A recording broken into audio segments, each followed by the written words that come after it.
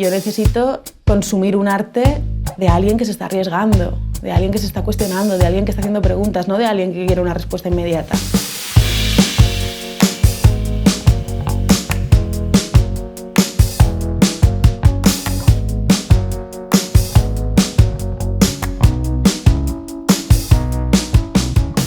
Yo creo que alguien que pinta o dibuja o escribe o tiene algún vínculo con alguna disciplina artística no puede romper ese vínculo, no puede desvincularse de ella. Alguien que pinta no dejará de pintar nunca.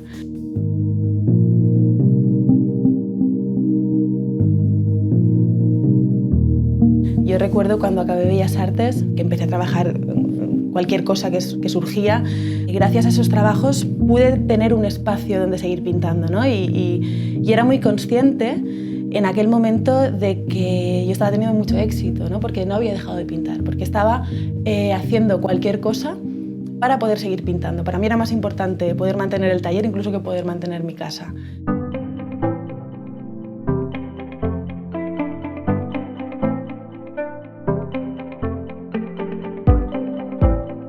Yo llevo pintando desde antes de entrar en Bellas Artes y ha sido con 35 y más claramente con 38 cuando he entendido qué es pintar, ¿no? Cuando he entendido cómo tengo que olvidarme de mí como autora y cómo de importante es lo que sucede durante el proceso, cómo de importante es que si dejas que el proceso se imponga y te olvidas un poco de ti, al final eso quedará plasmado en la obra.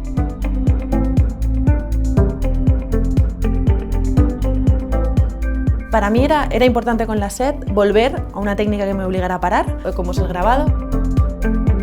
Y quería también establecer con la obra un diálogo mucho más profundo.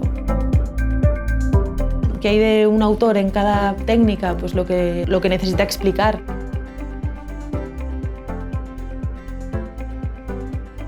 Yo necesito esa mirada. Desde que he empezado a hacer los cuadernos de viaje, creo que mi obra es mejor también, porque también me estoy despojando todavía más, ¿no?, de ese querer controlar lo que sucede en la página. Yo solía trabajar siempre en la intimidad del estudio, con todo un ritual muy bestia, todo en su sitio. Estar en el lugar contrario es muy interesante, porque es ahí donde también te olvidas de lo que es de esa imagen final tan maravillosa que quieres conseguir. Es imposible. O sea, lo que tienes es que contar.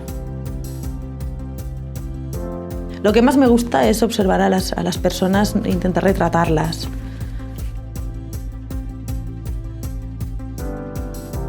Es una manera de comunicarte el dibujo y es una manera de mirar y de aprender de otro modo.